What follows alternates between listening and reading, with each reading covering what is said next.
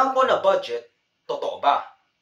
Naglabas ng bombshell si former President Rodrigo Duterte nang kanyang isiniwalat ang mga umunoy unconstitutional entries ng 2025 General Appropriations Act na nilagdaan ni President Bongbong Marcos nitong December 30, 2024. Ayon kay Duterte in a podcast na Bastada Bawenyo, totally invalid ang budget na nilagdaan ng PBBM dahil sa mga tilay fill-in-the-blanks na pinaglalaanan ng budget without an appropriate line item base sa pinirmahang bicameral report. Well, it falls short sa exacting standard ng ating batas na lalo na money appropriations must appear the true and correct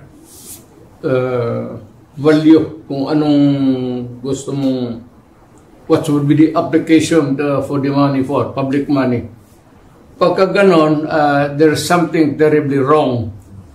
And as a matter of fact, I would say, kung may mga blanco yan lumusot, that is not a valid legislation.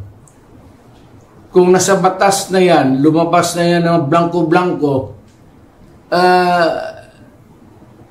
either it could be filled up before or after sa Congress, pagka ganon, what must be submitted is the true and correct figure coming out as prepared by the budget submitted to Congress for appropriation.